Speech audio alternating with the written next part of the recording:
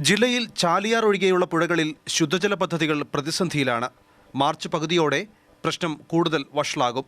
ഈ സാഹചര്യത്തിലാണ് ശുദ്ധജലത്തിനായി മറ്റ് ഉറവിടങ്ങളെ തേടാൻ തീരുമാനിച്ചത്. ജില്ലാ കളക്ടറുടെ അധ്യക്ഷതയിൽ ചേർന്ന യോഗമാണ് തീരുമാനമെടുത്തത്. They have conducted study on 3 quarries and prima facie impression that it can be used as alternate source after purification, after following the due process. പ്രവർത്തനം അവസാനിപ്പിച്ച മൈലാടി, കിളിനക്കോട്, മേൽമുറി ക്വാറികളിൽ കെട്ടിക്കിടക്കുന്ന വെള്ളമാണ് ഉപയോഗിക്കുക. കോഴിക്കോട് CWRDMലെ വിദഗ്ധർ ഇവിടങ്ങളിൽ പ്രാഥമിക പരിശോധന നടത്തി.